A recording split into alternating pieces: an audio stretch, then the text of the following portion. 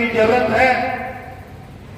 इसलिए भाइयों, मैं आपसे हाथ जोड़कर निवेदन करने आया हूं कि हमारी अनुसूचित जाति के भाई सभी हम एक, इसलिए मैं आपसे ये निवेदन करूंगा कि हमारे अनुसूचित भाइयों के लिए अगर कोई हमारा व्यक्ति आर्थिक स्थिति से कमजोर हो, कहीं शिक्षा की दृष्टि से कहीं कमजोर हो या वो आगे नहीं बढ़ पा रहा आर्थिक दृष्टि से है, तो हम सब मिलकर ऐसे हमारे भाइयों का साथ देकर उसे आगे बढ़ाने का काम करें। क्योंकि जिस तरह से हमारे माता पिताओं ने जिस तरह के दुख भोगे हैं, हमारे को पालन पोषण करने के लिए, हमारे को आगे बढ़ने के लिए, आपने देखा होगा कि आज बाबा साहेब भीमराव अम्बेडकर जी, जिन्होंने हमारे लिए एक संविधान में ऐसी व्यवस्था करके गए जिससे आज मैं आपके सामने बैठा हूं।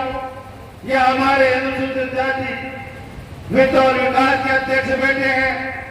जितने मेरे भाई IAS है, RS है, जितने मेरे भाई सरकारी दफ्तरों में अगर नौकरी लग रहे हैं तो वो बाबा साहब भीमराव अम्बेडकर जी की देन है।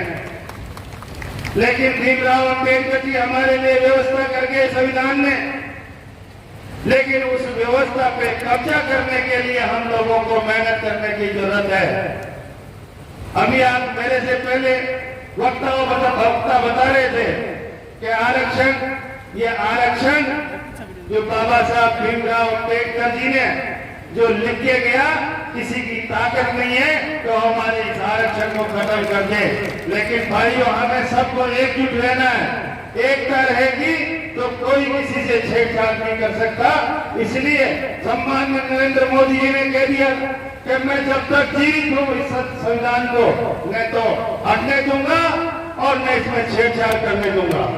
इसलिए आप कहीं दूसरी पार्टियां, कांग्रेस पार्टी ने 70 साल तक हमारे को केवल और केवल वोट बैंक मानी है, केवल हमारी समाज के लिए आगे बढ़ने के और इसको उत्थान करने के लिए कोई काम नहीं कर पाई है।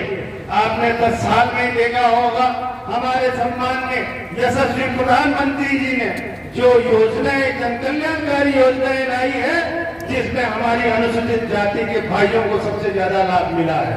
उनकी सोच है, क्योंकि वो एक गरीब परिवार से उठ के आए हैं, वो जमीन और धरातल से उठ के गए थे और जिनको देश का जो भार उन्होंने संभाला, कार्यभार, तो उन्होंने सोचा कि मैं मेरी लाश की पंक्ति में खड़ा व्यक्ति जो आर्थिक दृष्टि से कमजोर रह गया, जो शिक्षा की दृष्टि से कमजोर रह गया, उनको मैं जब तक आगे नहीं लाऊंगा, जब तक इस मेरे भारत का विकास नहीं हो पाएगा।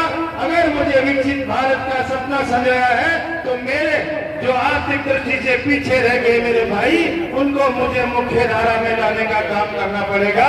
इस सोच के साथ उन्होंने जन कल्याणकारी योजनाएं चलाकर और उनके माध्यम से हमारे अनुसूचित जाति के भाइयों को आगे बढ़ाने का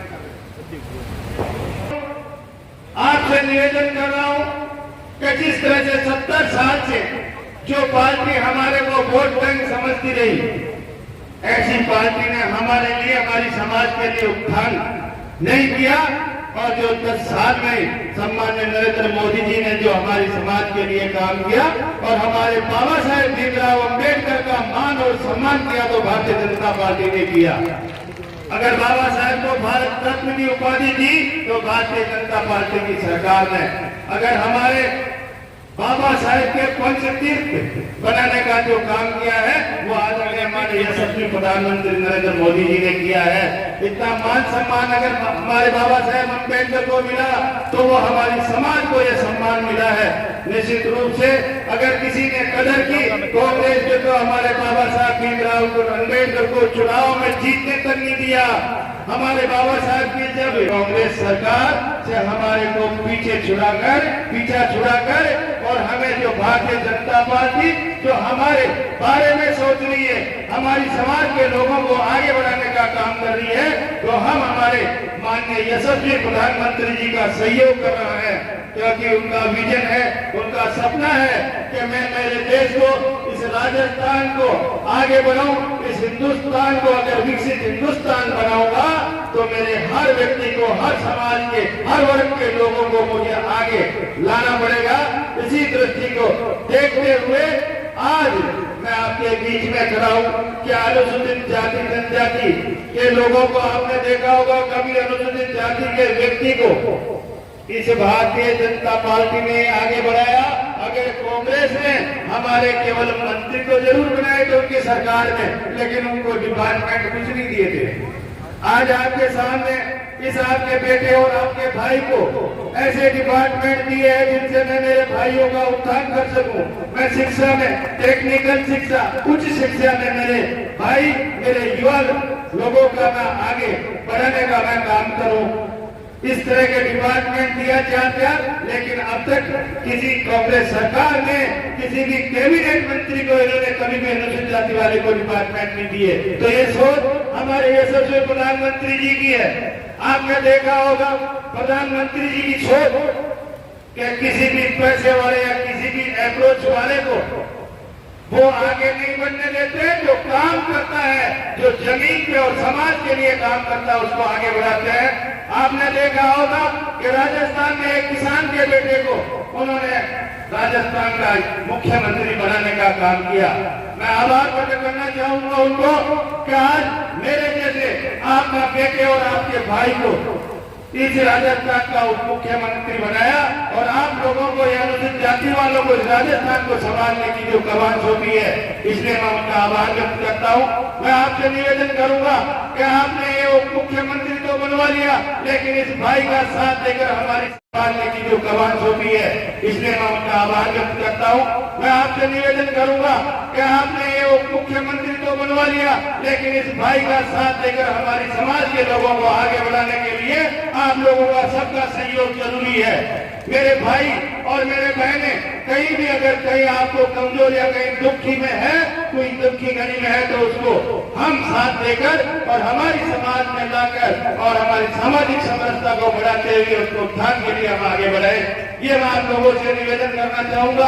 हमारे भाई देवेंद्र झांझुरिया, हो सकता है जिसके दिल में तमन्ना हो, जिसके दिल में ललक हो, अगर वो दिव्यांग भी है तो क्या हुआ, लेकिन इस भारत का मान और सम्मान अगर बढ़ाया है देवेंद्र झांझुरिया ने। कितने अवार्ड दिए उन्होंने, कितने अवार्ड दिए देवेंद्र झांझुरिया जी ने उस व्यक्ति को आगे बढ़ाने के लिए। माननीय हमारे यशस्वी प्रधानमंत्री जी ने टिकट दिया है, इसके लिए भी मैं प्रधानमंत्री जी का आभार प्रकट करना चाहूंगा, क्योंकि देवेंद्र झांझुरिया आप लोगों ने इतने अवार्ड तो वो अपनी मेहनत से ले आया, लेकिन ये अवार्ड आप लोगों की आशीर्वाद से, आप लोगों के आशीर्वाद से ये अवार्ड, जीत का अवार्ड आपको दिलाना है। मैं आपसे हाथ जोड़कर निवेदन करने आया, आपसे हाथ जोड़कर निवेदन करने आया है कि भारतीय जनता पार्टी में माननीय यशस्वी प्रधानमंत्री जी की सोच को आगे बढ़ाने के लिए, उनको विजन को आगे बढ़ाने के लिए भाई देवेंद्र झांझुरिया को यहाँ से ज्यादा वोट दिलाकर मेरी अनुसूचित जाति के भाई और बहन उनका सहयोग करे।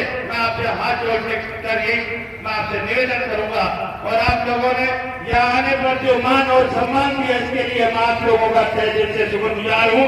आगे भी मैं आपको विश्वास दिलाता हूँ कि आप लोगों को कभी भी राजस्थान सरकार में किसी भी डिपार्टमेंट में कोई भी काम हो तो ये भाई आपका घर है, आपका दिलाया हुआ घर है, उस घर में आपका मान सम्मान के साथ आप लोगों को काम करने के लिए हमेशा तैयार रहूंगा।